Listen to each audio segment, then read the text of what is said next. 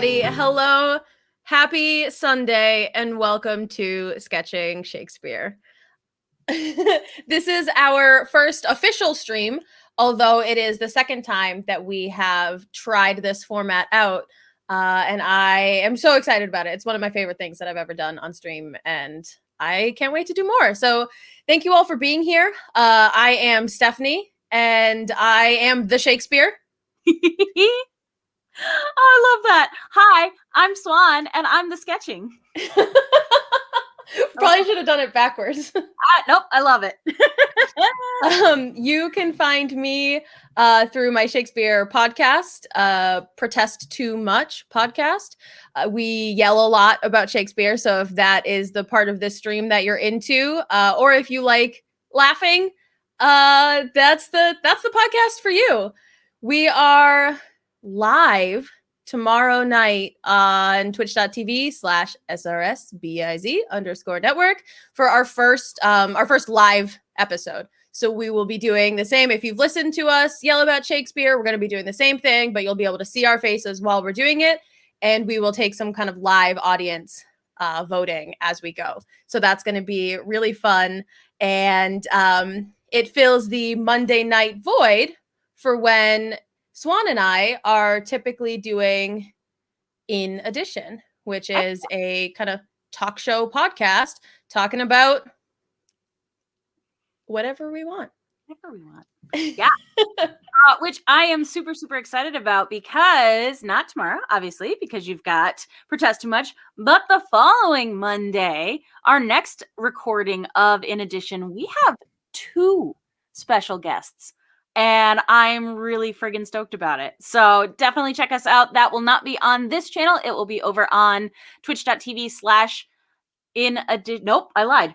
Almost Daily Pod. Almost Daily Pod. That's the one. I know what we're doing. Yeah. So check that out because we're going to have a couple of cool guests and I'm super excited. Yeah. So obviously, you found me here at the channel, but this is my art channel. So I stream my own streams here. I stream Doodle Crew here, and now this is the home of Sketching Shakespeare. So this is the place to come for sketches. But if you can't catch us live, definitely always check us out on the videos afterwards. And then a lot of them, like Doodle Crew and Sketching Shakespeare, get cut down, clipped, edited, and moved over to my YouTube page.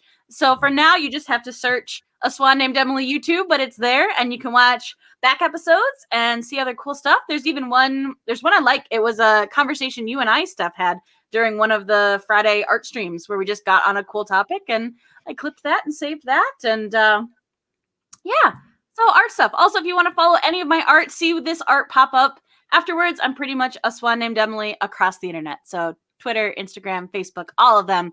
You can find me there. If you like the Doodle Crew and want to see more of that, we have an episode coming up next Saturday. And this one is exciting because, again, we have a special guest on that, too. It is the end of the month and beginning of the month special guest edition. No, this one I'm really excited about because we have had a couple of guest hosts recently, as well as a guest artist, and this is something a little different. So I'm very excited about this one. So I'm very excited about that too. So yeah, it's exciting. So good stuff. Yeah. Doodle Crew hype. Yes. Thank you. I love it. I love the Doodle Crew hype.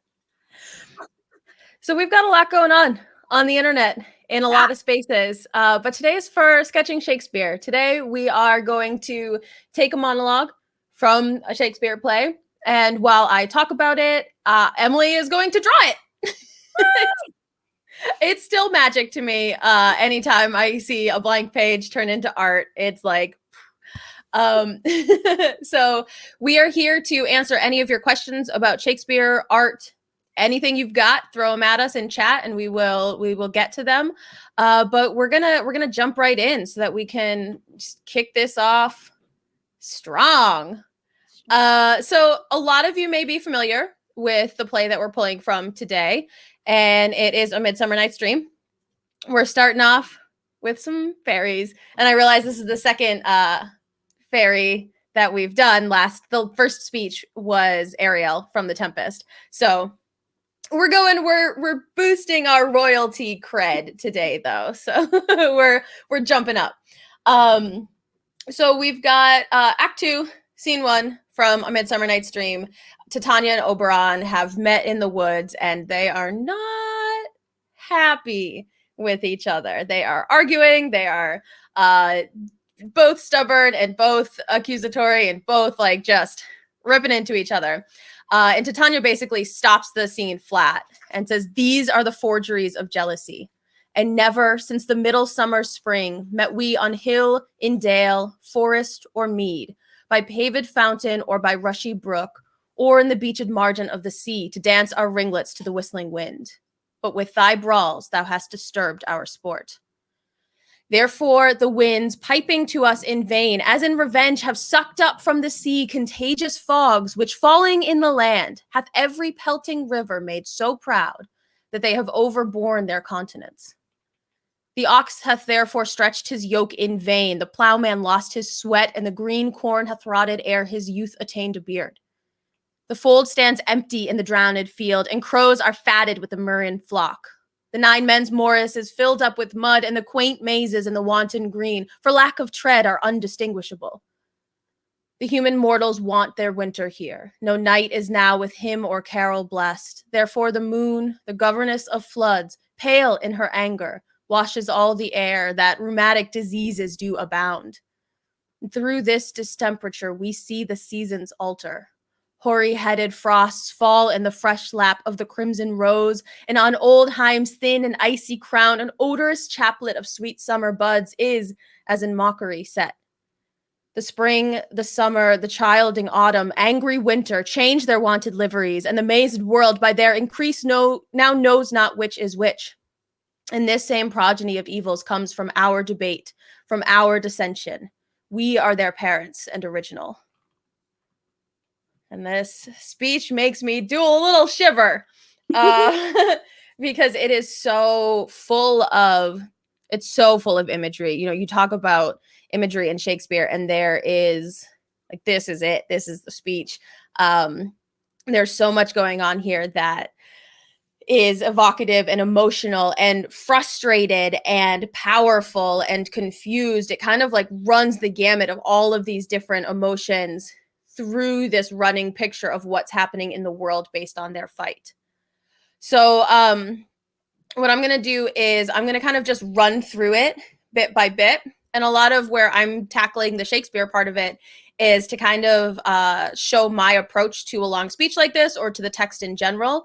I know some of you might be super familiar with Shakespeare in general. You might be like, Sunday morning read, it's playtime. Others of you might be less familiar.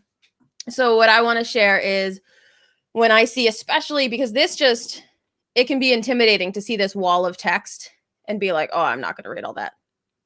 But cool. I'm happy for you. Like, good work. So to kind of break that down into a more manageable experience. And I do want to, before we kind of do that, I want to back it up to the very beginning of their interaction. We've got Oberon has ill met by moonlight, proud Titania. And I just want to call out to what Swan is drawing right now, because it's already beautiful. It's like that idea of moonlight and the eeriness and the kind of darkness that's accompanying woo, happy Sunday this scene. It just kind of like sets that tone immediately. So I have a question for you just before we break into the text. Yeah. How do you capture mood so well? Well, that's a compliment. I appreciate it. Because as we were talking about earlier, I didn't always capture mood well, so it's been practice. But a lot of it, I would say, first off, a lot of it has to do with color. And then because I'm a mad person, I was like, well, you know what I could do, because I don't want to be stressed about drawing this fast with color.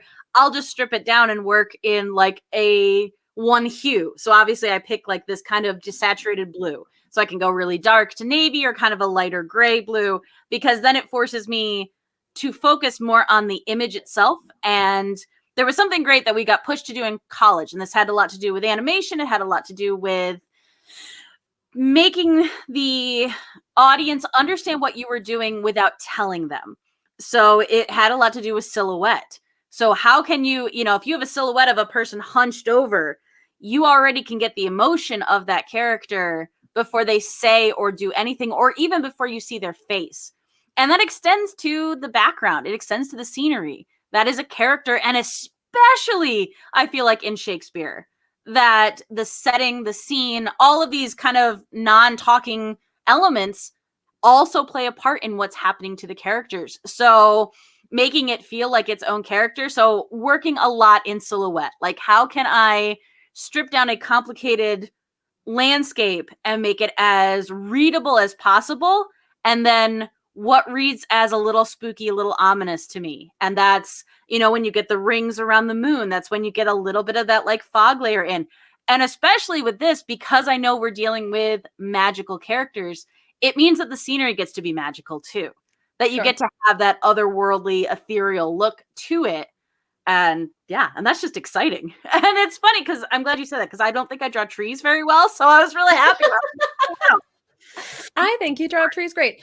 But yeah, like it has so much movement and life and character in it. And it's just like, I was looking at the text and then I looked back down at where you were and I was like, wait a minute, we're already in it.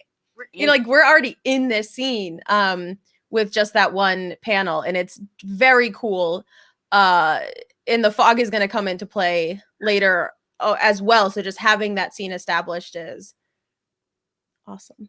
Well, and I like it too because it, especially in comics, and because of the way we're doing this, we're dropping in. And even though you could drop in immediately with the two characters, I like that establishing shot. I mean, I'm a traditionalist in that way. I like setting the scene and giving people, if I don't draw background in every other panel, I've at least given them an idea so they know where we are. So if I do something that's just a light color that's the same as one of these colors, they're like, oh, okay, I already know that because we set it up in the first shot. So that's a cool point, because then it kind of takes pressure off of you to reestablish background in every, like you can focus more on close-ups or people or whatever's in the scene without having to go back to the detail of the setting. Yeah. So that's cool. All right. That was this is great. Okay. So Stealthing says, I am never ready to read.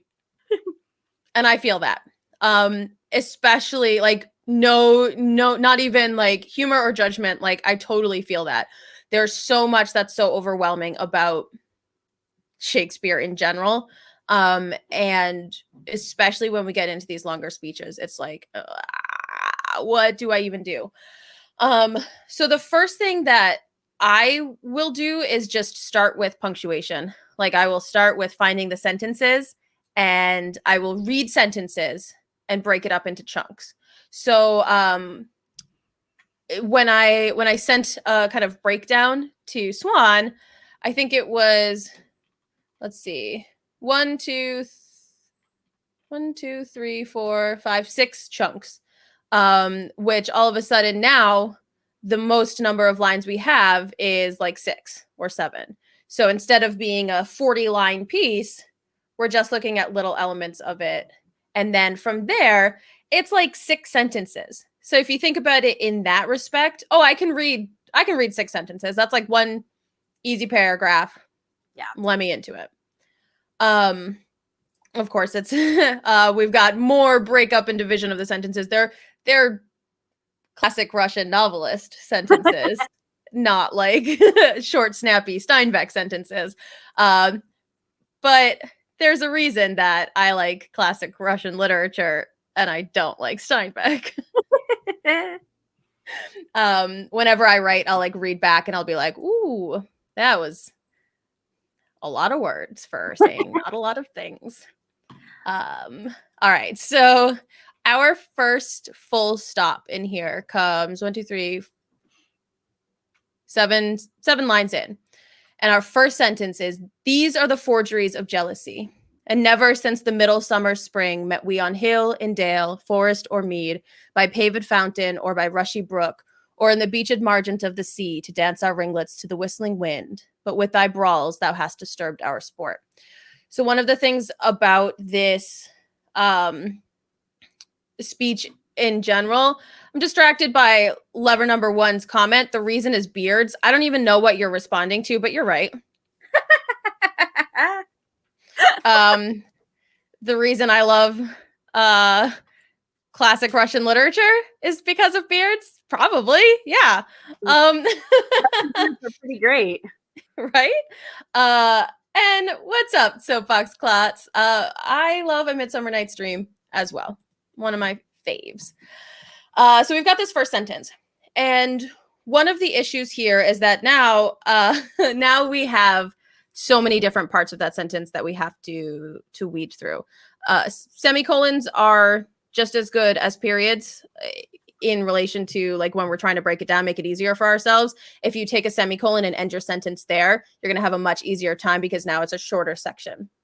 And a lot of times we don't really know if it was actually a semicolon intended or if the sentence was meant to stop there. In the press, they might have just been like, oh, we ran out of full stops, so let's put a semicolon there. Or like, oh, we ran out of commas, let's just stop the sentence. When you said that last time, you blew my mind because, again, like, and obviously this has a lot to do with whoever taught you Shakespeare or introduced you to it first and what they focused on, whether it was, you know, the text was exactly as it was meant to be always and it is perfect in its entirety, or if it was, you know, a different take on that. But the idea that I was like, no, this was a literal practicality thing where we just didn't have the right piece. So now it's something different. Like that. Oh my gosh. It's still blowing my mind. Y'all want to know why we call them uppercase letters? Uppercase and lowercase? Because they were kept in a little suitcase. And the capital letters were in the upper part of the case. Oh my God, I love that so much. And the little letters were in the lower part of the case.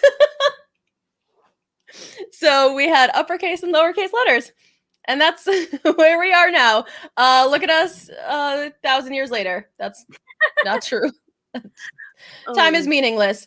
Future Skeleton says, you know, Steinbeck's a nom de plume, right? His real name was Steinbeard. Still would hate him. Still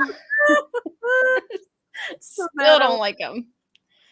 He's got that Satan beard, that real pointy thing. Welcome to Sketching Shakespeare, not Sketching Steinbeck. So these are the forgeries of jealousy. That's our first thought and our first kind of full complete sentence. And that's referring to, they've been kind of arguing for a little bit on the page. And so she's basically halting that conversation and she's saying everything we've been saying is just a product of our jealousy. They've been throwing accusations of, you know, how canst thou thus for shame, Titania, glance at my credit with Hippolyta, knowing I know thy love to Theseus. I've read this play too many times. But they're like throwing little jabs at each other and she's like, stop, enough. This is all rooted in jealousy. So she doesn't necessarily have the emotional capability to not participate in that jealousy, but like at least she knows it and calls it what it is. And never since the middle summer spring met we on hill, in dale, forest, or mead, by paved fountain, or by rushy brook, or in the beached margent of the sea, to dance our ringlets to the whistling wind. But with thy brawls thou hast disturbed our sport. So the us met we. She was talking about her and her kind of fairy train, and they've been kept from doing their dances in the woods to dance our ringlets to the whistling wind. And one of the things you want to look for is your verb. If you've got on hill, dale, forest, mead, paved fountain, rushy brook, beached margent of the sea, those are a lot of just like additional prepositional phrases that are what create the imagery, but they take us away from the root of the sentence. And never met we to dance. So you want to look at the root verbs so that you can boil down the sentence, and then the rest is the beauty, the rest is the fluff. But the sentence says, and we've never been able to meet to dance to the wind. but with thy brawls thou hast disturbed our sport. So we haven't been able to meet because you keep fighting. You keep interrupting. She's come to the woods with her fairy train to dance. He's there, like always, ready to, mess him up. And this is the introduction we have to the rest of the speech. And now we see the consequences. So this sets up what has been happening. And therefore, so now we've got a transition here. Therefore, the winds piping to us in vain, as in revenge, have sucked up from the sea contagious fogs, which falling in the land hath every pelting river made so proud that they have overborne their continents. Sentence 2.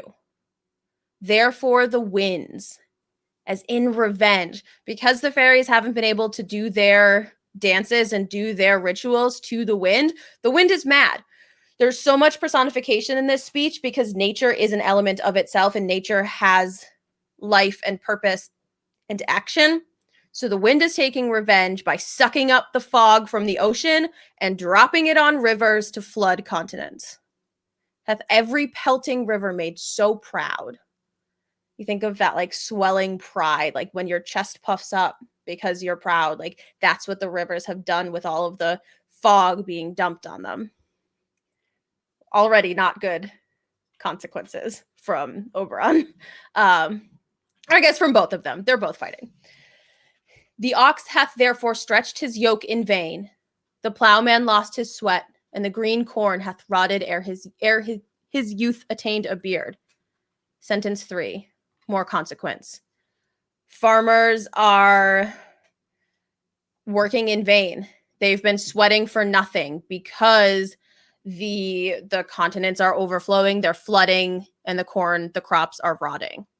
So not only do we have weather consequences, but now the people are suffering from lack of crops, lack of food.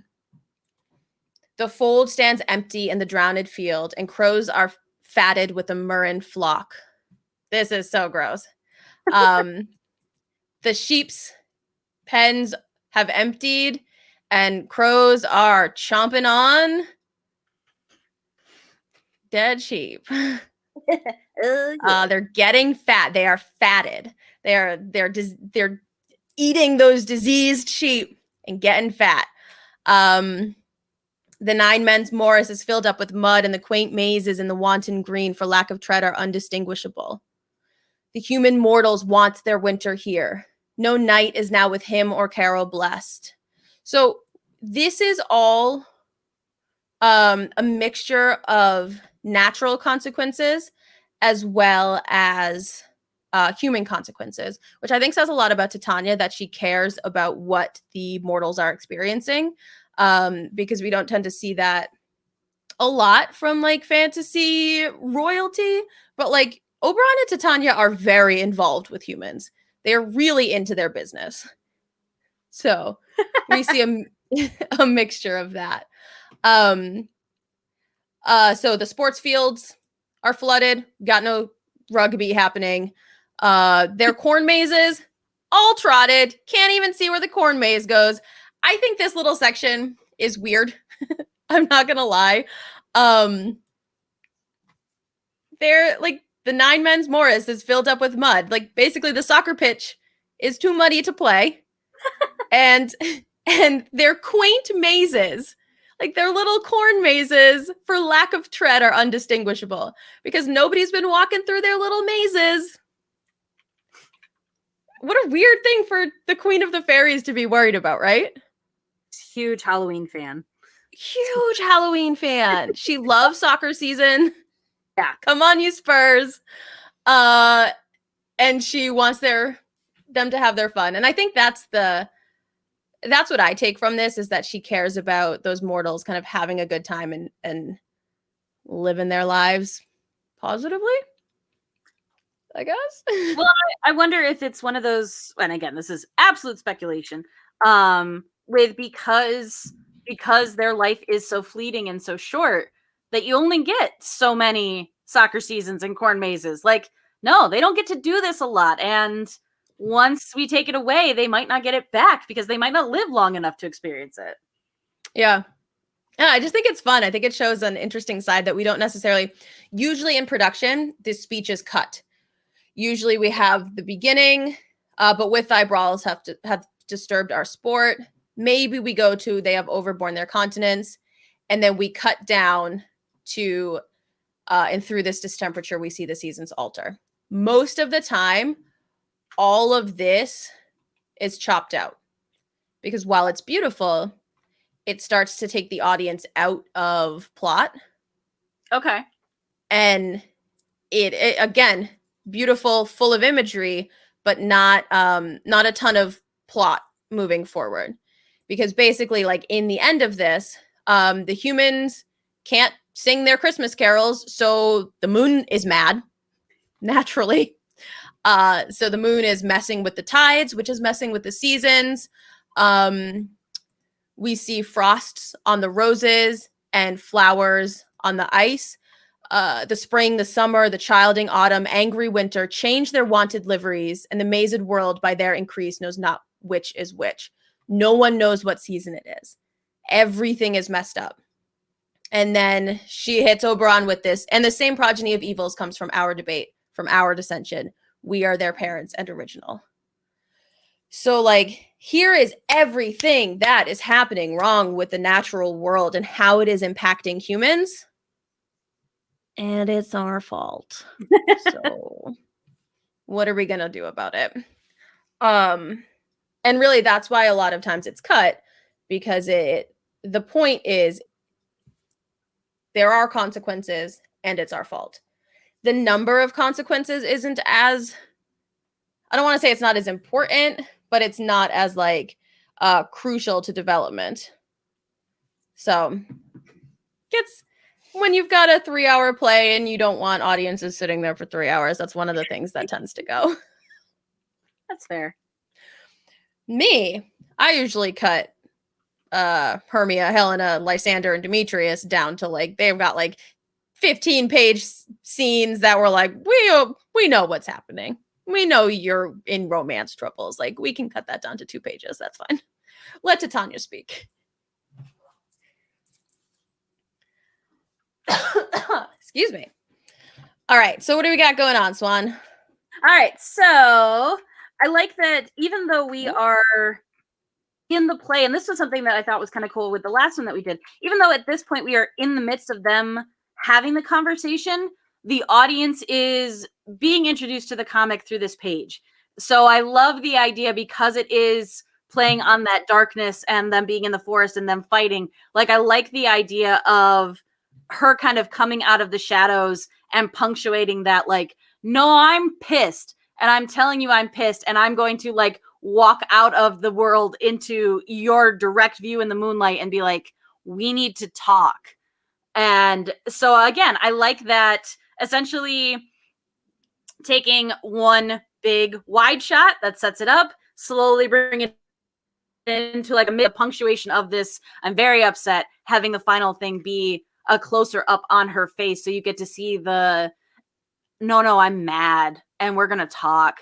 Because that also, like, it gets you into, if we start having a lot of back and forth dialogue between them, we have then gotten the audience in and up close to them. And honestly, I was just having fun drawing like the little link. Hey, listen, Navi fairy around her, because I want, like, at some point I want her to get pissed enough where she just kind of like shoos them and they disappear from her peripheral. Sure. So just having something fun to play with. But, you know, as it is in this, because I hear her speaking, you're not getting a close up on his face just yet, because this introduction is her. This is her coming in and being like, I'm bringing the conversation to you. That's awesome. Yeah, that's really cool. And that's a good it's a cool way to introduce her. You have her coming out of the darkness and we can see that the moonlight is there, and we know that her next step will put her into it. But that's something that's so cool about still art to me, is that it has so much movement without actually moving. Like, I know that her next step, she's going to be in the light, but you don't even need to show it, because like we can feel it and we can move with her. That's good. Yeah, it's cool. Theater nerds chopping out the bit about sports? No way. I know. Soapbox claws. I know it is hard to imagine. The sports references being chopped out. I imagine they were probably more like it was probably more like games fields, like old English field games. Like I don't know if you've watched. I hope I have the right audience here. The Luck of the Irish, the Disney Channel original movie. Yes, I've watched it. The best Disney Channel original movie, I might argue. Um, but they have that whole section where they do like all the like old Irish field games. It's a board game. Nine Men's Morris is a board game, Future Skeleton says. Also, I have to submit Is it for that is I was a humongous fan of Motocrossed because it was about a girl who rode dirt bikes, and that I identified with. Yeah, that's fair. That's totally fair. Okay, so Nine Men's Morris is an ancient game, ancient Rome. The oldest building that has a Nine Men's Morris board carved into its stones is an Egyptian temple. That's cool. Not known when it was itself. So it looks like okay. So I bet the name Nine Men's Morris seems to have been originated by Shakespeare in his play Midsummer Night's Dream, in which Titania refers to such a board by saying it's filled up with mud. Okay, so whereas so I was taking it as so I was taking game less literally, or maybe I don't know more or less literally, but I was taking game as in sport instead of game as an actual game. So I imagine they would like carve these into dirt or carve them into stone, and if the mud is building up on those boards, then you can't play. That's so cool. Thank you, Future Skeleton, for Googling it. Thank you for calling out that I didn't do the work to Google it. We're pros here, so welcome. I expect to see a Nine Men's Morris instructional video popping up on stream. Coming your way soon. We're all gonna play. We're gonna get next time we're at Dragon Con, we're gonna set up a board and play. Yeah, that's cool. I had never really considered board game. And again, that's on me for not digging into it. But because of the mud, I guess I just assumed like when fields get too muddy, you can't play. So the idea of like a stone board or like a game board had never occurred to me. But that's pretty awesome. That's pretty rad. Yeah, so now all I can think about is medieval board games. Well, I'll say I also did not look it up, so I don't know what it looks like. So I will not be drawing it. So I didn't do the research either. To be fair, also when I was reading this to translate it, I read crows as cows. I was like, yeah, those cows are eating up those dead, diseased sheep, getting fat. Which is actually more alarming. So, because like if that's happening, then shit's really gone sideways. Yeah. Future Skeleton says, please draw cows. And this actually leads perfectly into my next kind of question for you, Swan. Is there a way just gonna draw a cow?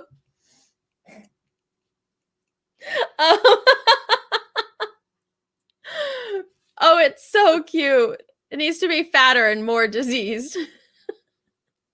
Poor oh no, it's got those stinky disease lines. Poor thing. Uh-oh. Stop.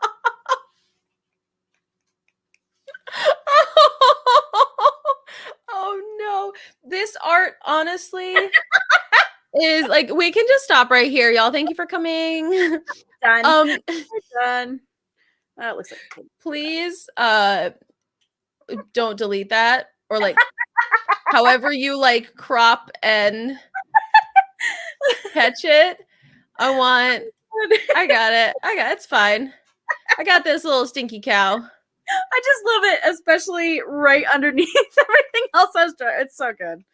Right? Because everything is like so dark and mysterious and angry, and like then you got this stinky diseased cow. Poor thing. So my question Yes. is a this is this isn't a very active scene. It is more of it's more descriptive and kind of passive in its like explanations of what has been happening. So what is a way you would typically approach like differentiating that? Like we see Titania, and I know obviously you're gonna get there, but like how do you do like in a if I close my eyes and picture it like a movie, you have these two characters talking, and then you have this like reel of sepia toned, earth images. And like you see the rivers overflowing, you see whatever. So like how when you don't have that sort of like montage capability, or I guess like a comic is technically a montage, like how do you Well, so some of this is, and this is the cool thing I think about how we're approaching it, because as you've said, like this speech especially is very long. And so do you lean in and do you draw literally everything that's being said and therefore stretch it out that much longer? Or what I like about how this kind of works hand in hand is because you're seeing the art next to the prose, you get to read about all that stuff happening and you get to kind of then imagine that she's saying it.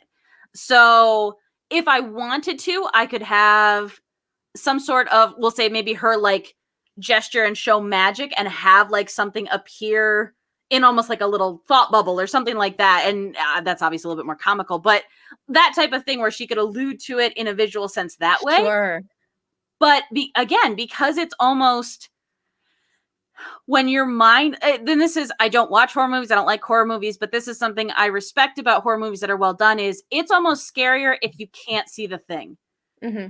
So if you're thinking about crows chomping on animals that are deceased and are rotting, your brain can make that a lot more gruesome than maybe necessarily I can on the page. So by leaving just that little bit of this is what she's saying and you know that she's upset, like that kind of works into your brain then almost imagining it. Like for me, there's, some very chilling imagery that happens in Studio Ghibli's Princess Mononoke, where creatures are kind of being rotted from the inside. So that's where my brain goes immediately. And so like that's scary enough for me. So I kind of like that option of leaving that little part open to whatever your brain could take it really dark. And that's almost better for me because you're doing some of my job for me. Yeah, that's a cool. Yeah. I hadn't even considered that. Because everything isn't like when I'm going through it, everything is kind of in front of me, like thinking about that's naturally what my brain does, is it thinks through it. So you're right that like a lot of times seeing it is going to be less effective than imagining it. And this also, I'm keeping in mind that this is something that is a play. So it is something that would be spoken. And part of that is then the audience hearing these settings, and you're not going to like have a dolly push out and have, paper mache or something of a rotting corpse or something like that. So there is kind of that hand in hand of the words building their own scene and leaving you with them. And so you can see, how the characters are acting and how they punctuate it, but you're still leaving that up to the imagination. And I think that's a interesting like balance, and I can't think of the right word, but something that's very similar between honestly like how comics tell a story and how stage is told, because you don't just have like movie magic. Like we can't just do a cutscene. We can't do a montage, and neither can a stage play. So some of the tricks that you use to portray images on stage work for comics as well. Yeah, no, I think that's not anything I had like, and we talked a lot about this last time too, how much more overlap there is between theater and comics than I necessarily would have known or thought about before. But talking through them, yeah, there is so much overlap there. And lever number one, this is sweet. Frankly, my favorite thing about Steph's approach to Shakespeare is that she sees it like a movie. And a lot of times it can be frustrating to direct when I have a movie mind. Because like you said, like, yeah, I would love to do a montage of all of these things happening, but that's where editing becomes my best friend. Because, and another reason that we cut this monologue is not to discount any of the actors I've ever worked with, but it takes a star to say this monologue in full in the middle of a play and hold the audience's attention. Like, it is a lot of work, and I think it's unnecessary work sometimes when we are looking for like high impact audience engagement. It feels like almost unfair to ask of an actor to be like, okay, you've got this 5-minute piece, sell it. Nothing happened, but it's all got to be playing out behind those eyes. Like, you have to see these cows eat it. Crows eat All of them. All of the crows, animals. cows and crows eating dead sheep. But we aren't like, that's just Titania. And this speech has so much power and beauty, even edited, that carries that that feeling and that intention. But having it played full out really is a tough it's a tough ask of any actor. Yeah. And you know, getting into that, that's where monologue selection is so important when you're doing auditions or when you're looking for pieces for that.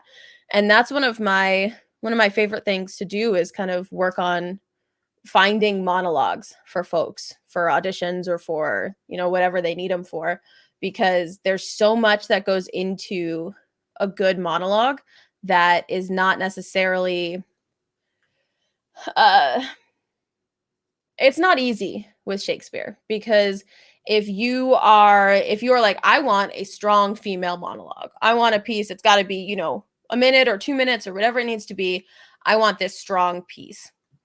You're going to look at your Titanias and you're going to look at your Lady Macbeths and you're going to look at these strong female characters in Shakespeare, and I think a lot of times people see the length and they're like, got it, nailed it.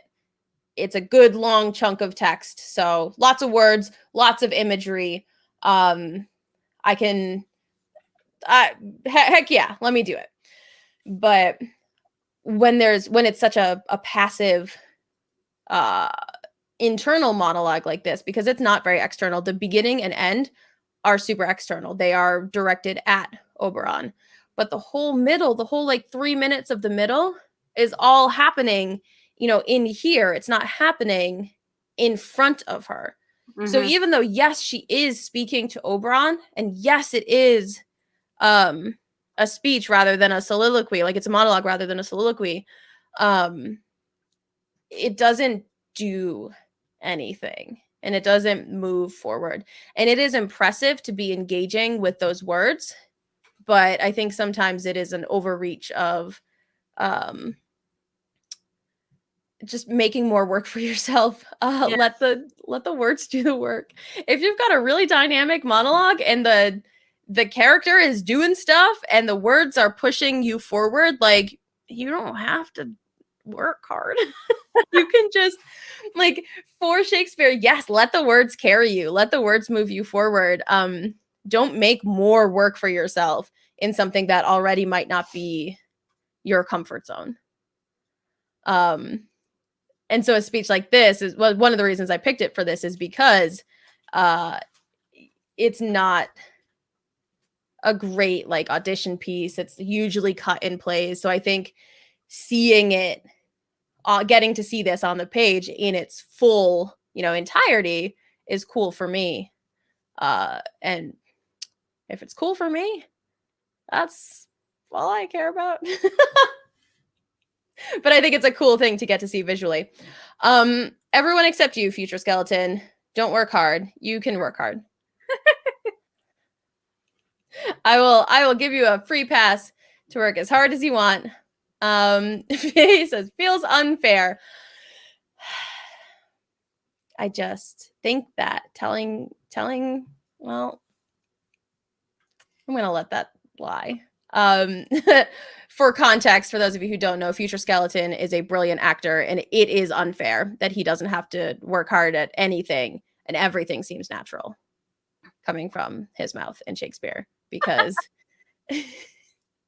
he doesn't have to work hard. And I don't know if that's like something that he just makes it seem like he doesn't work hard, and internally it is like an actual legitimate like work. But there are actors that I've worked with. Lever number one is another one that Shakespeare seems so natural coming out of their mouths, because what they've done is they're not trained in Shakespeare, right? Like they didn't go to school to read Shakespeare plays all day long. So when they know what the words on the page mean, they're able to put them in a modern voice. And having that ability to kind of I don't want to say translate, but I guess translate tone in that way. We see a lot of people who are up their own butts about Shakespeare giving that like Shakespeare voice and that very pretentious skull out attitude. And I think what that does is it respects the words, but it doesn't give them life or joy or any sort of modern purpose. And so what actors like them can do is they're like, okay, I know what I'm saying now. If I were going to say, hey, Oberon, the world has fallen to pieces and it's your fault. Okay. Now I'm going to take these words and I'm going to say them exactly like that. And this same progeny of evils comes from our debate, from our dissension. We're their parents and original. Like, there's no reason you can't give that same modern intonation to the early modern words. So I think that's something that like impresses me a lot about a lot of actors that I've worked with, and I've been really lucky to work with a lot of actors who are brilliant in that respect, that they just take them and they make those words sing and feel modern and relevant. And you're like, I'm not sure I know exactly what the words you just said were, but like I know exactly what you said. Yeah.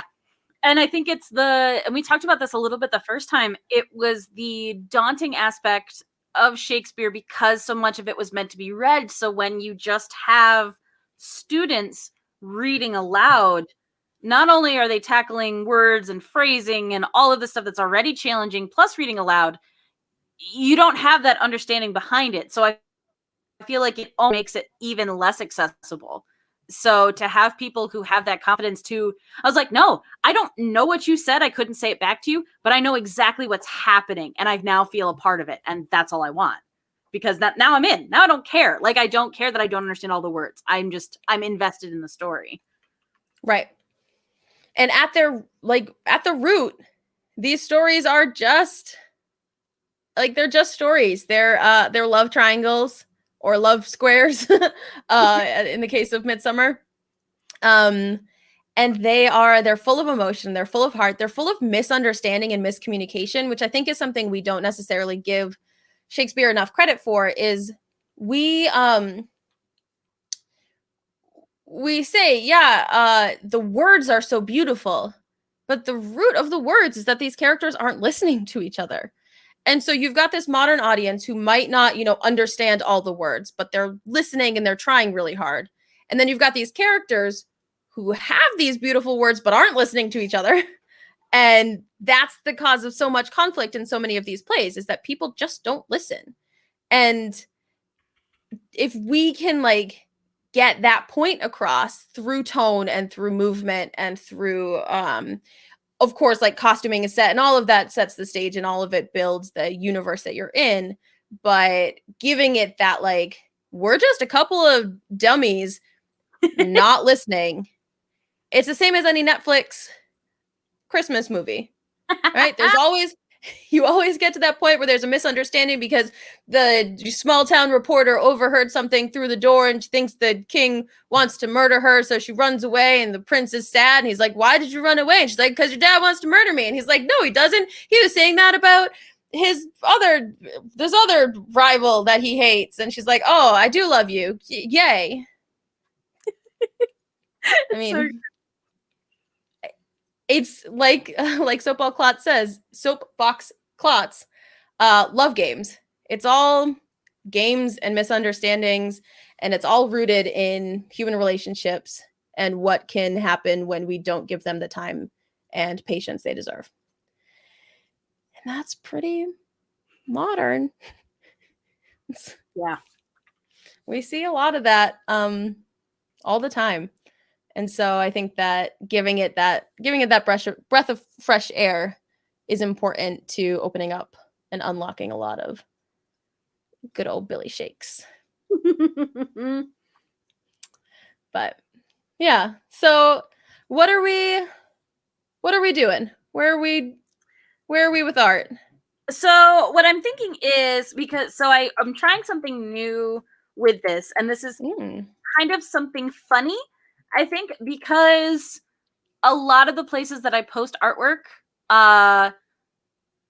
doesn't matter what size or dimensions it is, but Instagram does. And because I like the idea of this being something that you could move through the slides, I'm now trying to format it in a way that you could get chunks of the idea that I want to represent in a slide. And then as you move to the next one, it's almost like the next page. But then this also works because I can take all of those pages and stack them vertically and tell it in a different way. So I changed how I sized my pieces. And this is the cool thing about digital art. I can make my canvas any size I want. I can tell it or pause it or do all of that any way I want because I don't have to have a specific piece of paper in front of me while I'm doing it. So that's a cool part of it. And I've been wanting to play with that a little bit. So for this one, because you've now had her give this very impassioned speech, and this is kind of my balance between having the words side by side with the art. In the sense of this, she is still talking, but what you're now getting visually is his reaction. And you're getting this bold defiance and kind of like, you're just as at fault. So you're going to get a close-up of on his face reacting to what she's saying. And then again, trying to almost indicate visually that there's still this big space between them, because just like you said, they're not listening to each other. They're still very separate from that moment 3 panels before. Yeah. That's super cool. Yeah, you just saw Billiam Shakira Spears. My hips don't lie. Do you bite your thumb at me? Oh God. I love Shakira. That's something I never really considered, was the new formatting for the presentation of your work and how you'd move through like an Instagram series. And I think that's, or even the way that like that Facebook is setting up photos, so it kind of like where almost they are panels. Yeah, so that's a fun, it's got to be a struggle, because like when you're creating something, what are you creating it for? What kind of medium are you, what's the end goal for medium? Well, and just like you said, like when I went to publish the first one that we did, I had to try and like slice it up so that it made sense, because in my brain, ideally, people want to see the art up close. You don't just want that one big full page. But it was tough because I hadn't planned for that. So as I'm clipping it, like it's a little hinky.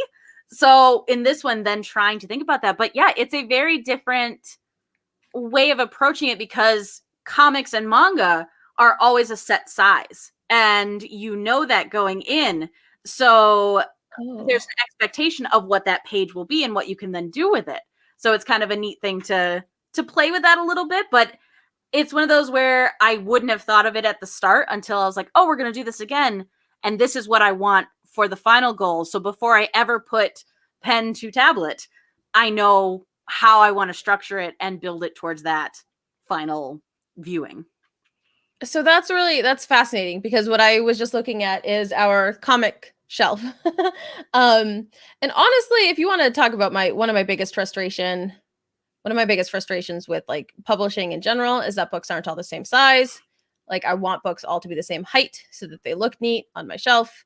But I also know that I'm a little bit of a control freak, so that might just be me.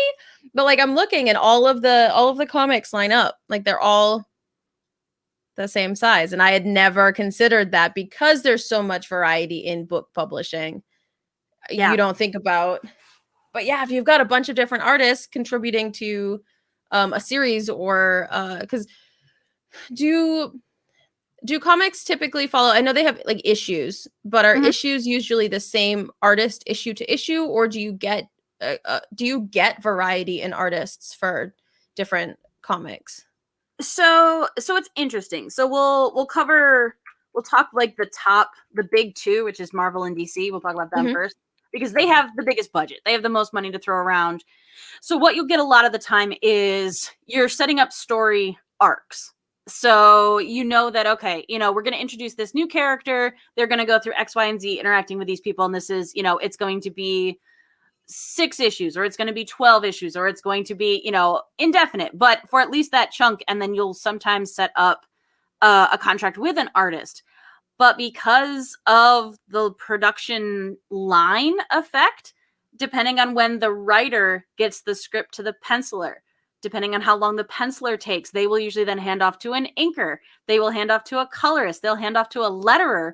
And if any cog in that mechanism is working too slowly or isn't able to keep with that schedule, then they will be replaced, or sometimes artists will leave to work on other projects if things have been delayed or stuff like that. So for chunks of story, you'll usually get the same, at least penciler. So the main person who's kind of dictating how everything looks, they'll usually be the same for a while, but it can be very jarring because you'll have a lot of people, myself included, who followed a specific artist to a book. And once that artist left the book, I don't want to read it anymore because I don't like the art. Like I didn't love the story that much to stay with it. So I came for the art and I don't stay because the art isn't there anymore.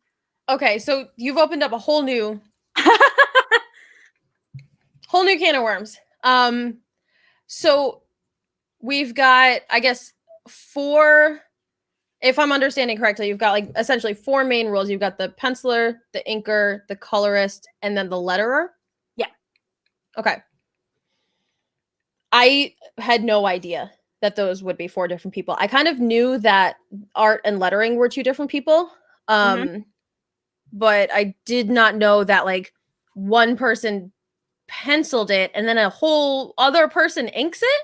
Yeah. What is it? So how much, I guess I've got so many questions. And everyone watching and listening, if you have questions for me or Swan, pop them in chat and we will get to them. If you have any questions on like how do I read this Shakespeare piece? How do I approach this? What do I, what am I looking for character? What am I looking for whatever? Or if you have questions for Swan, like for process or idea generation or any kind of art related questions, throw them in chat and we will talk about them. But how much variation is there like from from the penciler to the inker? Like does it change, or like is basically the penciler the main artist? I So no, it's fascinating and there isn't a consistency to it. That's the Okay. beautiful thing. And what's cool is so you have some pencilers, not me, super not me, who work incredibly tight and give you these penciled pages that are so exact that you could almost just color that and go to press because they're so crisp, they're so clean, they look so gorgeous. But then you have other people who kind of work a little bit more fluid and leave it a little bit more open. And the beautiful thing that can happen is you have someone who is an inker who is an incredibly talented artist on their own. So everything they do just elevates it. So rather than I took someone else's artwork and I changed it to make it my own, it's I worked with what was already there and I just brought it out even better. I made the blacks, bolder. I made these outlines thicker. I bumped up the shadows. So now this one character literally is popping off the page. And oh my gosh. Oh, yeah. So there's one set of like artist inkers that I've literally followed through so many books because I love their stuff so much. And oh my gosh, I'm blanking out on the name. The inker is Tim Townsend, and oh my gosh, I can see his artwork and I can't think of his name right now. Shoot, it'll come to me. But it was literally like they worked as a team on so many books. Like they worked on X-Men, they worked on this, they worked on that. And it's so good. And then all of a sudden, I saw this artist inked by somebody else, and I was like, oh, that doesn't look that good. And I was like, oh, I think it's because, again, you have this symbiotic relationship where they've now worked together for so many years. And Chris Bocciolo, there it is. So it's Chris Bocciolo and Tim Townsend, where they just know. Like Chris could kind of just give a rough of the page, but because he's worked so long with this other artist, they know exactly what he's putting down and goes with it, and it looks that great because of it. So it's double-edged sword with that. So if you know the person you're going to hand off to, that's great, because then you could maybe do some shorthand between the two of you.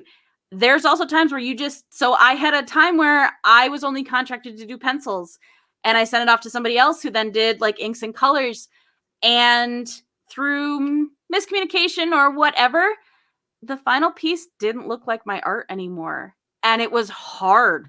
It was hard to get that back and be like some of the formatting had changed.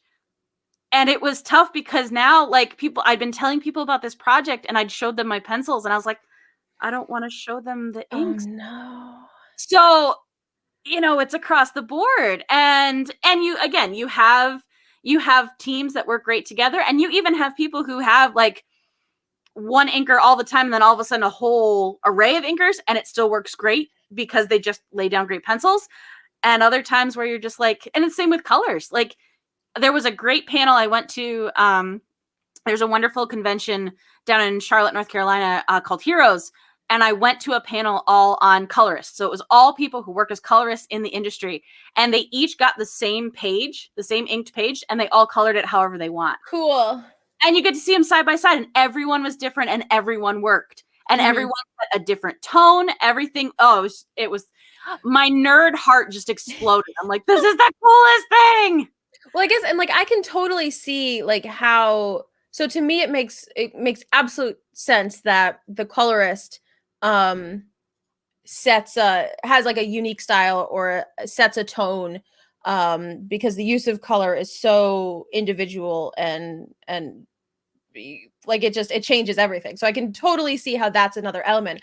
I had just never considered like the journey from pencil to ink being, I didn't even know it existed. And then a question off of that, is it a separate person altogether that does a storyboard to set like who's going to be in what panel? And then like Katie Krugs asks, then does the penciler set like the tone of the shapes and the movement and stuff? Or is it like Yes, I would say penciler sets a lot of the tone. And again, but we'll rewind back to the step before. So I've worked with two different ends of the spectrum as far as how writers write for comics. And also I could go off on this. It's a long topic, so I'm going to keep it really short. But writing a novel, writing a short story, writing a screenplay, none of that is the same as writing for comics. And it is very, very evident as the artist and not the writer when someone isn't used to writing for comics. And that usually means that they have a whole bunch of text. Like all the characters are just saying a ton of stuff all the time. And you don't have space for it. It's just not the place for it, because then every panel is just how big can I make the word bubble to get all this text in. Sure. So along those lines, you have some writers who have a very clear vision of what they want the page to look like, how many panels, what they want in each panel, and that type of stuff. You have other writers who are just like, this is what we need to accomplish in this page. It's going to start inside the house. By the end of the scene, they need to have gone down the stairs and exited the house. And it's kind of I don't really care how you get there, but this is what needs to happen. Where the other artists are like, okay, I really want interior shot because I want you to be able to see the balcony. And then I really want you to see the stairwell because it's important because we need these family portraits along there because that's going to set up something for later. So there's an incredible I love whenever they do this. So if you buy a trade of a comic, so it's the collection of a number of issues together, sometimes in the back they'll do extras. And in Batman Year One, there's a great thing where it does side by sides between the page that the writer gave the artist and then what the artist sketched out and drew.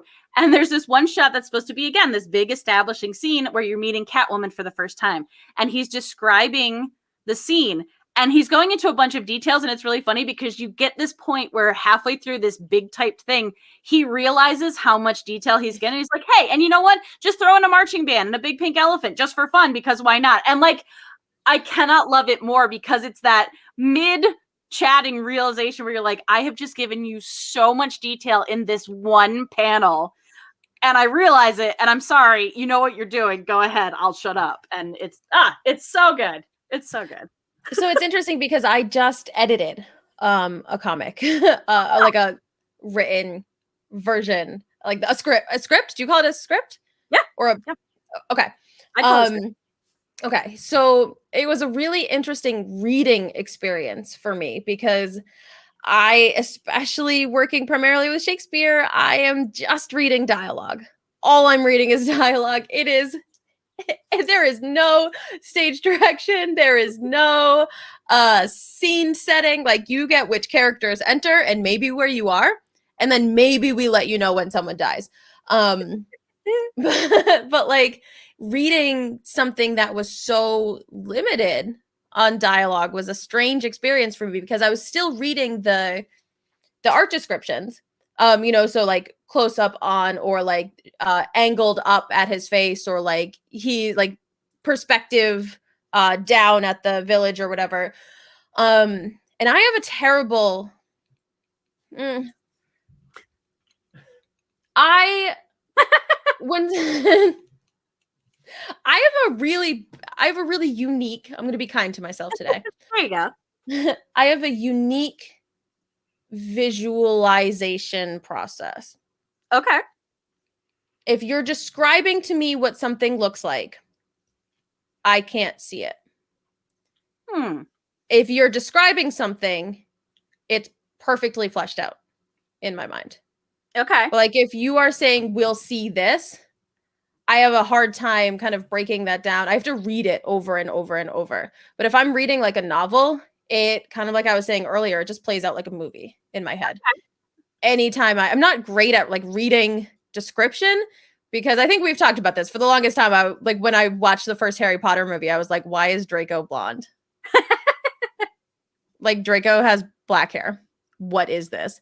Like, it literally says in the book he's like bleach blonde like 6 times. Like, it. We have a running joke on Adventure Incorporated because Anthony very clearly described one of the characters, one of the NPCs in the first season. First time we met her, he described her. We all were just like, nah, that's not what we like. Kind of like hive mind created a different picture of this character. Oh my god, I love We're like, nah, she's a half orc, and he's like, no, she's not. And we're like, yeah, she is. You're wrong. This person you created and you described and you developed, you're wrong about her. So I'm just not good at like reading prescribed description, if it makes sense. Okay, yeah. Red Bridge, Stealth King. But when you just kind of like,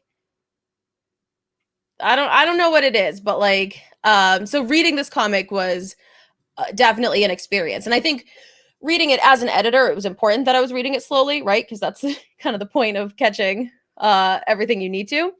But it was a wild experience because the dialogue was so limited, and I was still able to get this beautiful Shakespearean, in essence, story out of it. Like, I understood the whole thing, and I felt like my brain trying to jump from sound effects descriptions to dialogue to character to the voiceover through the thing to the art description. Like, there were so many different elements. Like, y'all have to work so hard to make all of those things come together and to make them all make sense together in a through line plot. And then to put them on the page. So like Yeah. all that to say, I have a lot of respect for comic writers and artists, because that is not an easy game to play. When you could No. just spend 5 pages describing all of the weapons on this troll king's wall, you got to do it in like 2 words. Yeah. Well, and I think there's a thing, and again, a lot of it is, I'm aware that it's funny that I'm saying this because I super don't write, but it's writing with intention. And it's writing to know that I don't have to fill in every visual because the artist can draw it. So you don't need to set up dialogue of a character standing against the wall with all the swords, explaining that this is a sword and this is a mace and this is an axe, because you can see it. So I think there's that idea of writers being able to maybe even relinquish a little bit of that control. I mean, like, no, I trust you. I trust you. I built the scene. You're going to bring it to life, and I don't have to hold your hand to get us there. Like, together with this great image, and then the words sit on top of it, and that makes it cool too. But, you know, I don't have to literally on the page describe everything that is drawn on the page as well. Well, that was a big lesson for me when I started writing picture books, because show don't tell, right? Yep. And I, as a writer, I am very very wordy. I'm very extra. Like I am real extra with my words. Like I do not have a budget on print. I don't have to put all of those type letters into a printing press and ink them. I got the internet, baby. I can use as many words as I want. Not when you have like a 500 word cap on a picture book. So that was a really tough lesson for me to learn, and I've been working on it a lot. You know, the artist is going to make it look the way the artist is going to make it look, and that's that. So that kind of trust, and I expect when you're in the industry, it might be easier to have that kind of, well, in practice too. I mean, that's yeah. a big part of it. And again, because a bunch of the work that I've done has been with, we'll say, people who haven't been in the industry as long, or haven't done this as their full-time job, or written a lot of different scripts, that type of stuff. The difference between the one script that I illustrated with someone who has been illustrating and self-publishing her comic for a few years versus someone who was relatively new was noticeable. It wasn't bad. Like the one script wasn't, you know, one is terrible, one is great. Like they were both fun, and they were fun in totally different ways. But boy, was there a succinct way that the girl who had done it for a few years was just like, no, I know what I want, but I also trust you. Like you showed me your sketches. I know what the character's going to look like. Now go. Like now go and show me this world that I've built, and just, you know, make it. And that was really neat. So that's the magic part that I love.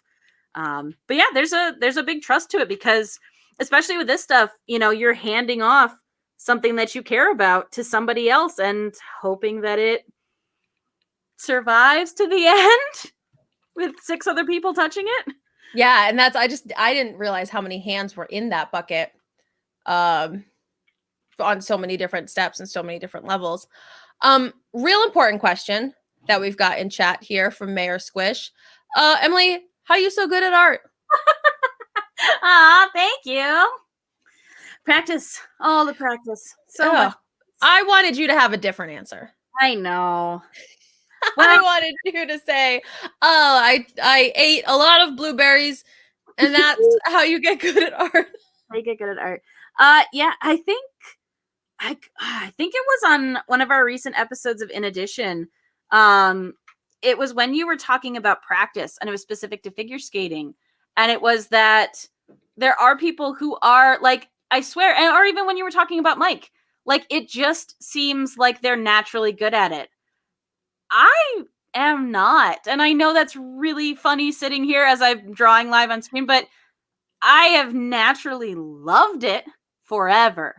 I've not been naturally good. And, you know, as we talked about during that episode, there was a realization that when I graduated college with the degree, I was not good enough to get hired in the industry I wanted to be in. And that's really sobering as a 20-year-old. So the idea that if I want to keep doing this thing that I love, I need to get better, or I need to find a way to adapt the skills that I have into a viable product. So maybe, you know, again, I will never be a great 3D modeler. I just won't. I also don't want to be because I don't care, because I hate it. But that's fine. The people who I was in college with weren't always great storyboard artists, but I was actually pretty good at that. So okay, so I practiced that. So I want to keep drawing people, and I want it to find a style that I like. So I kept drawing people and kept looking at styles that were better than mine to learn, what do I like about this? And what do I do kind of okay that I could maybe push harder on to learn more at? But yeah. Okay. So that leads me to another question. When I direct Shakespeare, I have a pretty, like, when I have like time and budget and my mom to make costumes, Thanks, I have Mom. a pretty thanks, Mom. I have a pretty consistent style. Like, if you could put Mumford and Sons on stage, that's my style. I love it. I love it so much because I know exactly what you mean. Okay. Yeah. Yep. I'm here. Yeah, I'm in. so that's my style of directing. I've tried a bunch of different things. One of my favorite shows we did was Julius Caesar, and it was like an underground punk club, essentially. We had a live band on stage. We tore down posters of Caesar's face. You know, it was really cool. We had a live tweet happening on a projector on the wall. Like, super cool, super rad, super high tech. But it was definitely a stretch for me. And to be honest, Mike was instrumental in that, because I was like, hello, I would like to do a punk show. Let me take my English literature degree and do some punk. Tell me, fellow punk rockers. I would like to be hip like you. Yeah. Greetings, fellow punks. It was out of my comfort zone.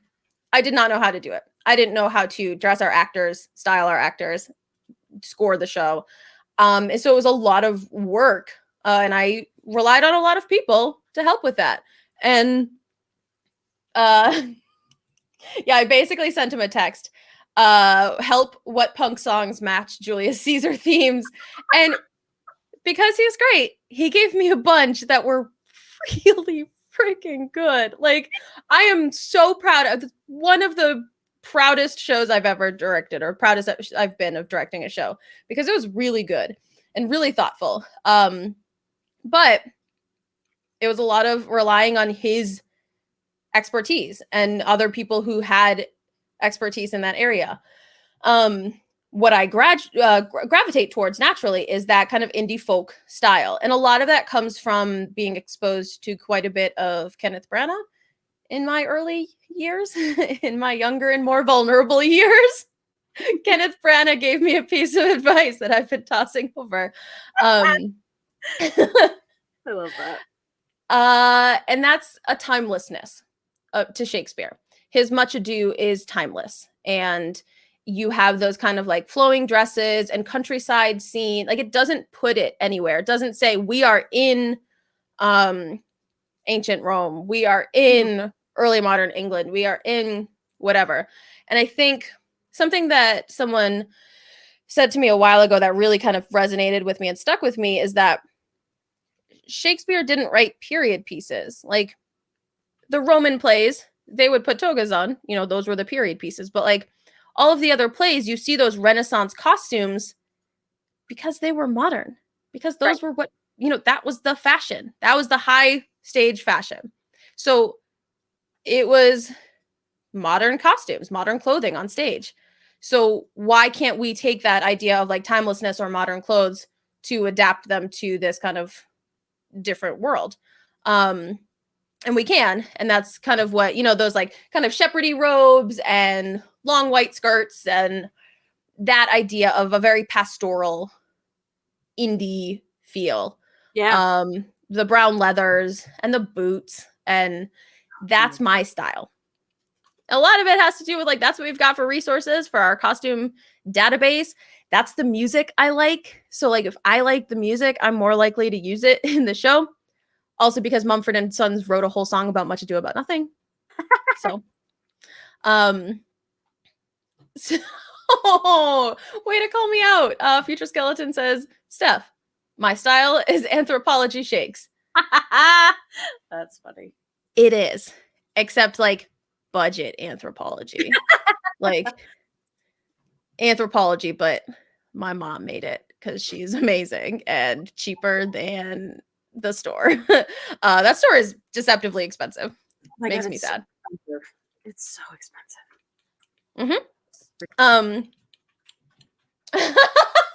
Lover number 1 says, you can admit you hated all my music choices. Honestly, the day I get Frank Ocean into a Shakespeare play is the day that you will wait for. I'm gonna try. So all of that leading to a style question. How do you find your style? Is it just based on what you like looking at and then working to replicate a sense of that and making it your own? Or like, is it because of the lines you're comfortable drawing? Like, how do you find your art style? That's so for anybody who's ever talked to an artist or interviewed an artist, that is a frequent question. I don't know that there's a good answer for it because it's incredibly complex. So I think the quickest answer I can give to that is some of it is your history, your influence, and the skills that you want to spend time on. And Okay. there's a lot of the Einstein where somebody goes back and does the same thing over and over again is the measure of insanity. Like there's a part of that to art. But the big thing that I tell my students or people who ask me about my art career is this was the insanity that I didn't mind doing over and over and over again. There's a reason I survived animation school because I was like, what does sound fun? 500 drawings for a couple of seconds animation. That does sound fun. But I came from anime and I came from Disney. That was my history. That's what I love to draw. And you could still see it. And what was cool is when I lacked the physical ability to draw it exactly how I wanted to, I used other people's style as a crutch to get me to the visuals that I wanted to show. So I have this idea in my brain. I need to get it out. I don't essentially possess the language to do it. So I'm going to borrow someone else's language to learn how to do it. And then as I got comfortable with that, I could say like, well, it's not me. Like, yeah, it's cool that I can draw and it looks like, an anime, but it's not mine. It's someone else's that I can just replicate, which is fine. But as I went on in that journey, and I wasn't able, so I had an idea for something and I couldn't find a reference for it. So now I have to kind of either piece ideas together or just wing it and figure out how to draw it myself and push that part. And then, as happens every single time when you're trying to define your style and figure it out, you then are like, okay, I'm feeling really, really good. And then you'll meet another artist or you'll come across another piece of artwork. You're like, oh my God, that's so good. And that's everything I want it to be. And all of a sudden, like all of that work up until that point completely compresses. And now you're like, okay, here's my next goal. Now I want to be able to like, all right, I'm feeling really good. Like I've got the eyes down and then I see a new way to draw eyes. And I was like, oh, that's new and shiny. I want that now. So, and it's funny because, and I hate to say this because I would have hated hearing it in my younger years, figuring out the style that I have kind of happened by accident. And that I didn't realize it was happening until it was already happening. And it was by hearing people come across art of mine and being like, hey, that looks like your style. And I was like, oh, does it? Do I have a style? Do I have a thing? And having to have that moment of self-reflection, like, okay, yeah, so this is what I do. And part of that, again, as we've talked about, receiving praise is a beautiful thing. Having people compliment me on certain aspects of my art that I was proud of.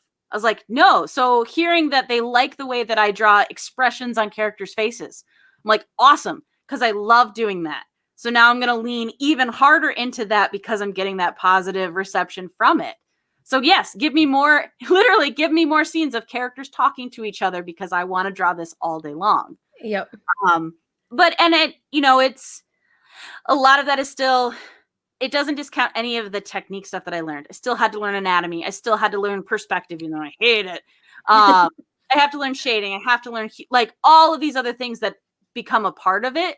But I would say those are my ability, we'll say, to put it in like a sports sense. Those are my abilities to run a sprint, to do a pull-up, to do a push-up. Those are just the technical building blocks. That means that then when I'm out on the tennis court, I'm not thinking about the fact that, okay, good, it's good that I did 50 squat thrusts, because now I have the endurance to run back and forth, you know, sideline to sideline. It's, I need to run back and forth because I need to get the ball, like that type of thing. So the anatomy and all those other pieces meant that, okay, I need to draw this because this is what I'm working on. It's all already there and I'm not thinking about it. Now I'm thinking about, how do I represent this on my own? Yeah, I think that, and as you were saying it, it makes sense, because I had to be told, or my kind of style, my go-to had to be pointed out to me before I was like, oh yeah, duh. That's exactly what I do all the time. But music is that thing for me, and I think a lot of it is because we started kind of in conjunction with like a community theater who was musicals based, and that was the place we started Walking Shadow from. And so a lot of our actors were musical theater actors first, and then they liked me enough to say, okay, sure, I guess I'll, like, you want me to do what? I okay. So there's always been so much live music in our shows.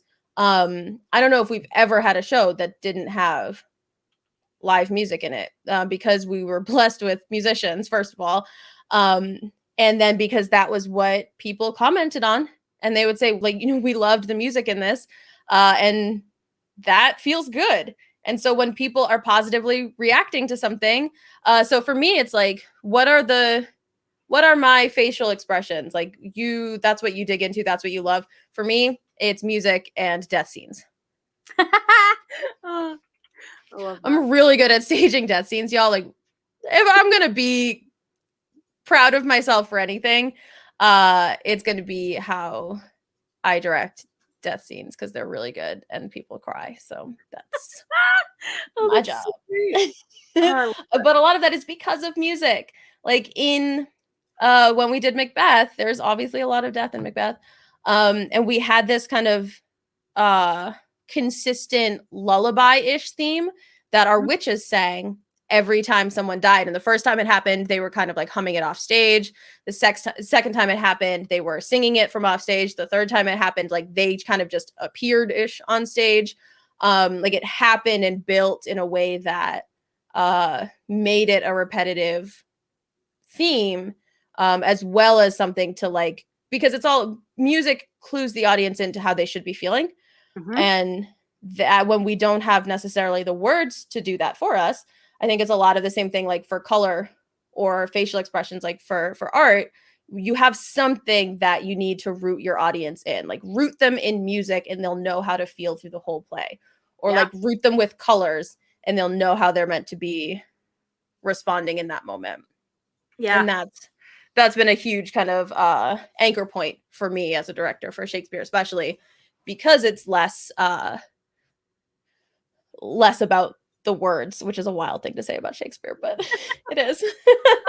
And you said something that I thought was wonderful, in that, and I put it better than I would have been able to come up with it myself, but the letting the audience know how to feel.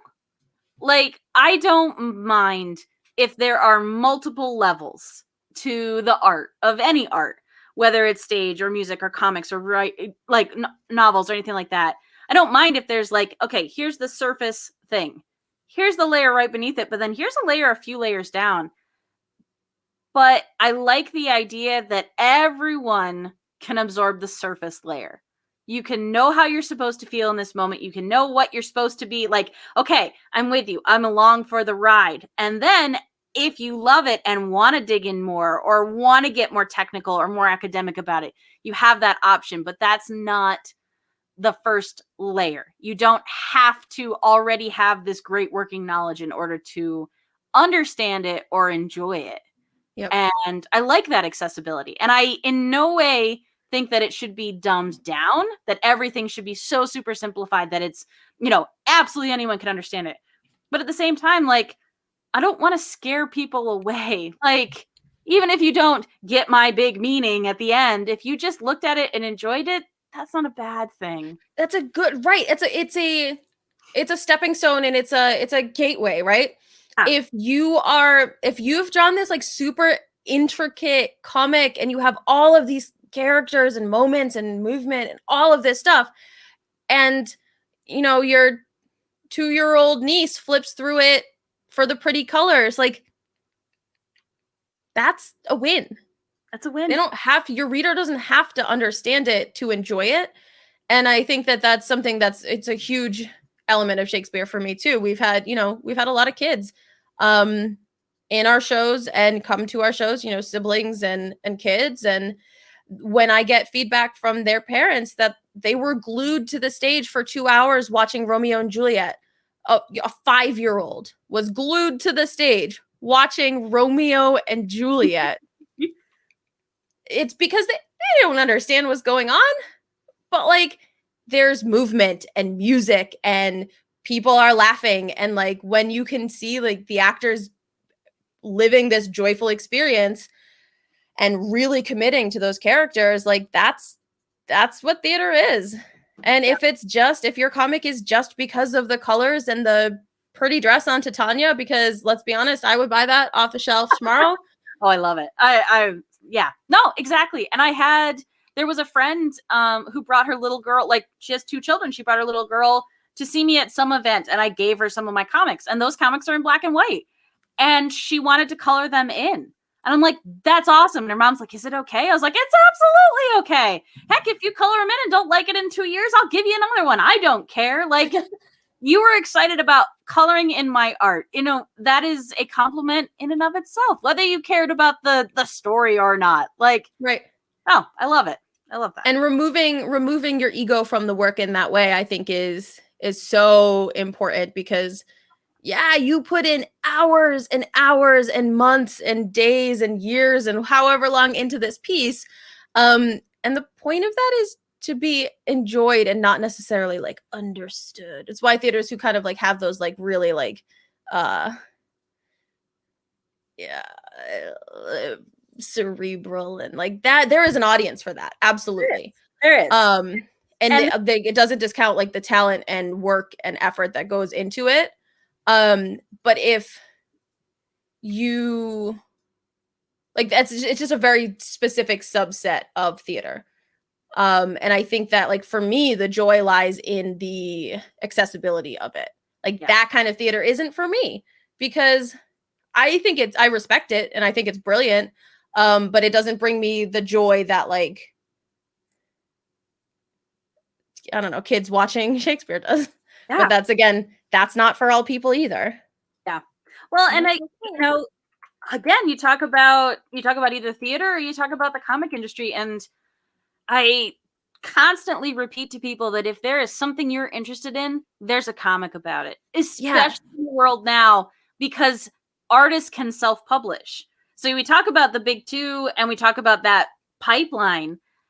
A lot of indie artists are eliminating that. So for me, whenever I have created a piece of comic art, I have been penciler, inker, colorist, and letterer all on my own. But you know what that means? It takes a really long time.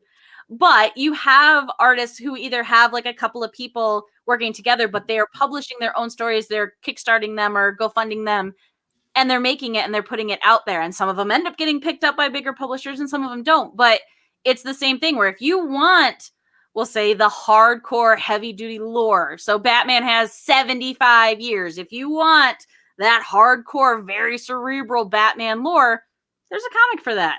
If you want something that's a little bit silly and is just fun, there's a comic for that too. Yeah. And one isn't better than the other. Right. Right. So, you know, And not all of them are going to be for everybody, but like there is something for everybody. And I think that's uh a nice thing about both of these areas. Um what I love about this piece is how shook Oberon looks. Like he is like no one has ever spoken to me like this before. Like I can see that in his whole face and his whole body. And coming from the panel two before, when you just see like his back in the shadow, he's so ominous and like there's so much aggression in that. But then flipping it around, it's like, oh no, like you can tell that these 20 lines in the middle of the text happen right before that second to last panel. And then like getting to see that like yeah. oh you mean me. Oh, uh-oh. Yeah. Oh, Yeah. I love it. But again, like I love that because as you're talking, like as you said, what's happening visually for me, like I can see it, but I also love because in a weird way. So this is such a so we'll say like rules of engagement as far as like fencing or something like that. Obviously, you're not going to turn your back on your opponent. But because this isn't a full-blown fight like that, I liked the idea of her kind of turning and looking away from him because she's not afraid of him. They Mm-hmm. are on equal footing in this conversation or in this fight, but not so much that she's, you know, afraid that she can't put her point out there and then look away. Like, and I almost feel like that's even more of a punch of that. No, I said my thing and I can't even look at you. Yeah. So Ooh. this is and going from page to illustration to stage, if we were going to take this next step, this gives me so much food for like staging and interaction here because this is a way, and again, not a way I've ever read this exchange. So normally I would read it, you know, we are their parents, and original, she has this moment and then he snaps right back at her. Do you amend it then? It lies in you. Like, this is on you because you won't give me that little boy and that's your fault. But as I'm looking at your piece, there is, you know, a solid 20 seconds in between these. And we always talk about earning your pauses in Shakespeare because it's all words. You got to earn your pauses. You've got to pick up on cues and keep your text going, and then you can come to a halt. So if this whole scene, even starting with Puck, ill met by moonlight, proud Titania, what, jealous, like jump, jump, jump, jump, jump, jump, jump. Then we get to we are their parents and original, and it like screeches to a halt. And if he needs that moment to, Yeah. Oh, it's good. I'm getting chills.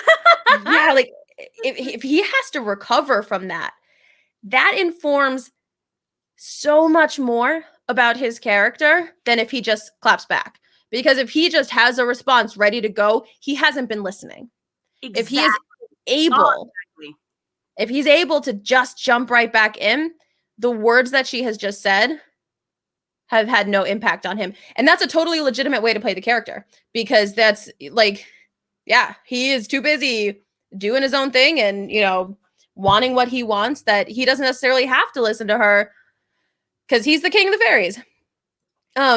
But I think it gives so much more weight if he's like affected by because he cares about humans too. We see like he when he needles into Hermia and Lysander and Helena and Demetrius, when he needles himself into that love square, um, he cares. He sees Helena upset and he wants to help her. And Mhm. so like if he if we have justification for him caring about humans, that to me is he has listened to Titania's speech, he has heard her, and the first human in distress he sees, he has the impetus to help her.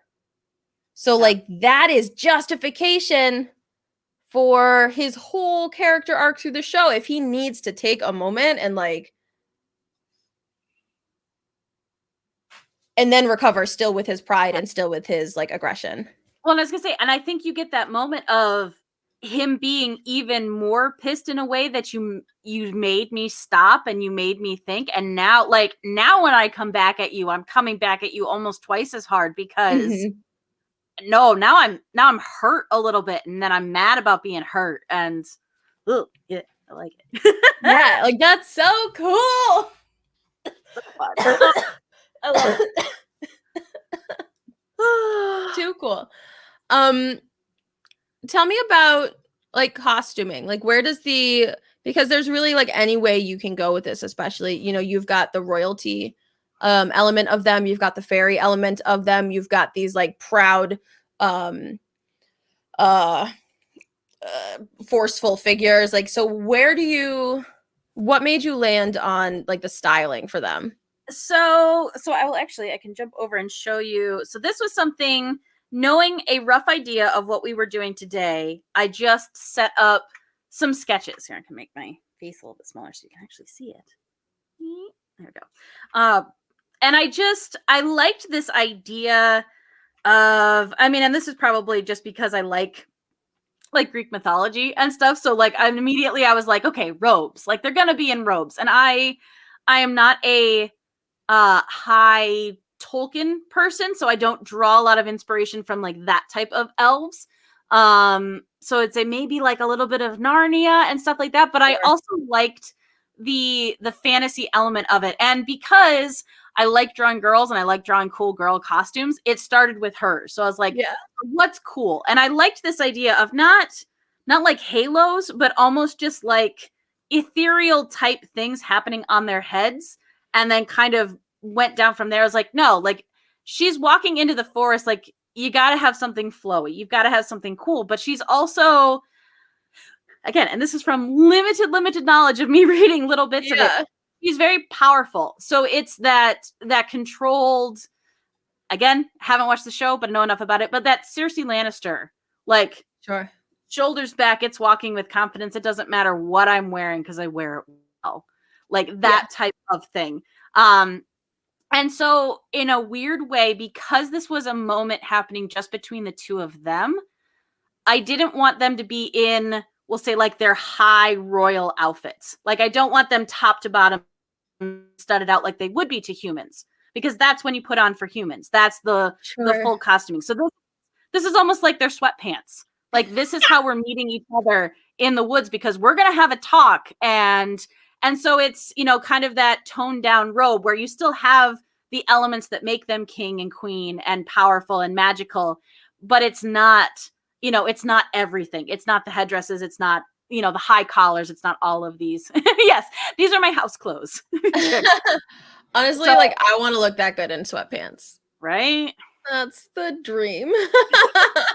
Yeah, so I liked, you know, again, I liked that it wasn't so super casual, that it still had a fantasy element to it, but at the same time, again, part of it being, what am I really trying to hit home? And I'm trying to hit home this moment between a husband and wife who are fighting. And so it's again, it's set dressing, it's there to give you an air of a little bit of their personality, but a lot of it's going to happen with what's happening in their face and their body language. Yeah, I think my favorite thing about it is that like when she's still in the shadow, those points come up like they should be wings. Like they come up above her shoulders in the way that you would expect wings to. Mm-hmm. But knowing that it's part of her dress and part of her outfit is like a cool reveal on top of, you know, getting to see her face. And like there's so much softness in like the almost halo-y part and her hair, and then those little swoops are so sharp. And so like getting that contrast of like I am sharp and powerful, but I am also like owning my sexuality and owning my beauty in a way that like forceful doesn't mean uh, hair back in a bun with pointy eyebrows. You know what I mean? Like there's I don't know how to describe it, but like the idea of what you normally think of as a harsh, strong female character, like you can get that in elements of her costuming or elements of her speech without forcing it in other elements of her. Yeah. You don't have to harden her in face or anything like that. I mean, again, yeah, so Disney evil, like Future X Skeleton brings up a great thing with Disney evil. I think as far as inspiration for that, Maleficent is always one of my big ones because girl owns it. Like when she walks into the Great Hall, everyone shuts up. And it's not because she's scary or harsh. Like she has like harsh cheekbones, but she is very elegant and she is very commanding and in a very calm, cool way. Like she's real pissed and she is going to mess your stuff up, but she says it in a calm tone. And that's mom level of scary. Like mom's mad, but she's not yelling, which is almost worse. Like, so I love that duality of how you fight and how you rage. And what's cool, especially in comics, I guess in any medium, you don't have to go 100% right away. Like, and especially with this speech, because again, I had all these grand plans to keep going and draw more, but I was so happy with how these panels came together. But I don't have to have her hit her biggest anger point yet. Like at this point, she can still be that calm, seething rage. And then almost when she explodes or he explodes, when they hit that big crescendo, it hits even harder because we didn't start there. We didn't start at, full-blown screaming, muscles up, or even, if they were to do like gusts of wind that blow their clothes and like that type of stuff to add to it. If we start there, we don't have anywhere to go. So by keeping it a little bit less, we get to build up to that. And that's more exciting from storytelling and from an art sense. And like without knowing this scene very well, you've hit the nail on the head because he, snaps back at her and she set your heart at rest. Like this whole second speech is also very calm, very measured, very purposeful. And he just doesn't even, he just, Oberon is a big dummy. No, he's not even listening. And then when she ends, not for thy fairy kingdom, like that's it. I'm done. That's the little hint of rage you get. And then she measures herself again. Fairies away, we shall chide down right if I longer stay. Like that builds and you get like that like lightning strike. And then it calms back down again. So like that's exactly what the scene does. And then Oberon's just like a big baby about it. Well, fine then. I don't want to talk to you either. Exactly. But yeah. I love it then because so even more leading into him taking a pause there, I like the idea of then playing with he's so upset about the pause and having that moment that almost then, the anger level goes up and any rationale that he would have had throughout the rest of this fight goes away because I'm just mad. Mm-hmm. And you got there, at this point. But I liked it when you were reading it, when you're talking through it,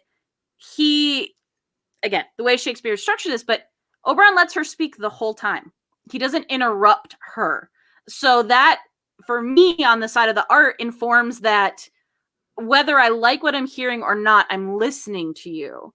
And then I think, like, if I had someone who very calmly delivered that whole speech and then I had to react to it, even if I was already, like, starting to rage up, I would still need a moment before I inhaled and came back at them. So I just love that moment. I have never thought about that. He lets her finish. She's got two huge speeches in this one scene and he lets them happen. He, as mad as he is, he does not interrupt. And that is super cool and not anything that I had noticed before. And this is why this is my favorite thing. I love it so much. And again, and I'll tell the audience that I will own up to this 100%. I don't know these plays. I am very upfront of, I have not understood a lot of them for a long time.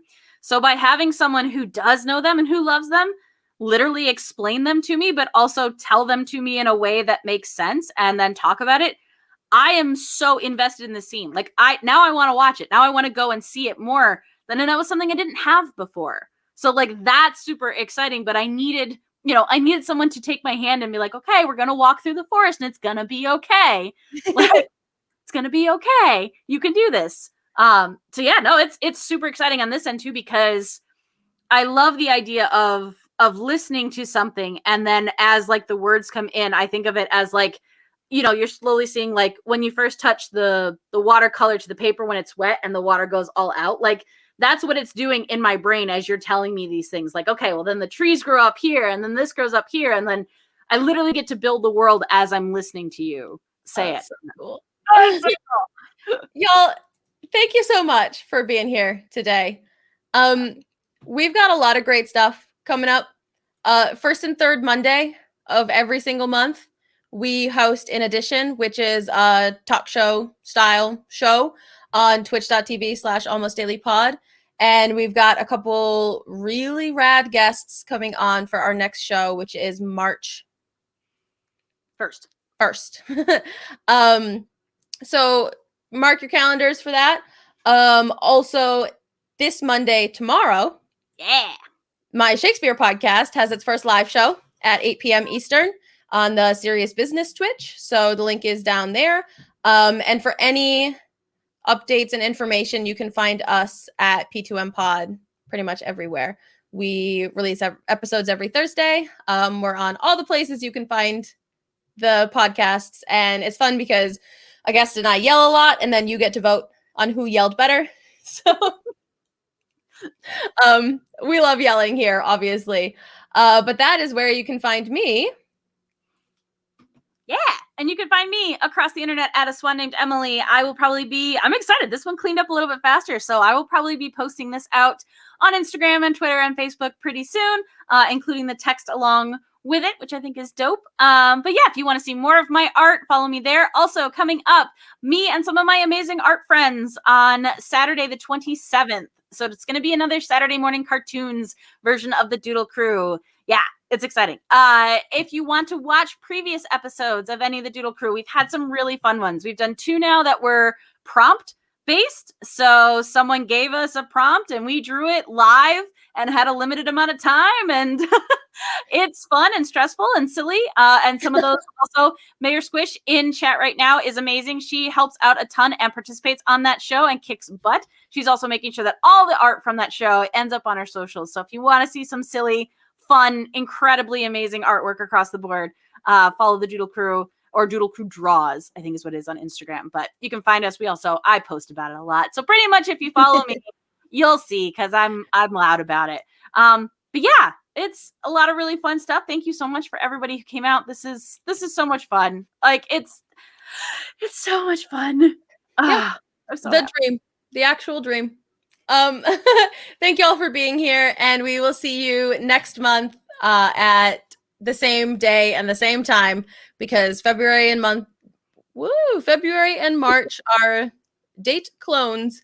So Sunday, March 21st at 2 p.m. Eastern. And if you have a specific piece of text that you want to see, you can get in touch with us again at P2M Pod or Swan Named Emily. Reach out on Twitter, Facebook, anywhere you interact with people on the internet. Yeah. Go ahead and let us know some of the speeches that you want to see. We're going to be jumping around through the plays and doing some, I promise, no fairies next month. We're gonna go in a different direction. But we're so excited about this, and we're so excited to have you here. If you have friends who weren't able to make it today, this will be up on YouTube. So yes, yeah, find us there. And also, again, like Steph said, hit us up. But if you have questions, if you couldn't think of something during chat or weren't sure how to word it or didn't want to post it publicly, like, shout it out to us. Not only are we super crazy enthusiasts about this thing we're doing, we are also both educators. So like questions are better because it means we're not just sitting here talking. Like I'd rather answer your question than just talk. So me too. Yeah. And otherwise you're going to get questions from me like, someone draws it before someone else draws it. But that's not anything I ever knew before. So I learned a lot today. We hope you learned something too, and we will see you soon. Thanks, guys.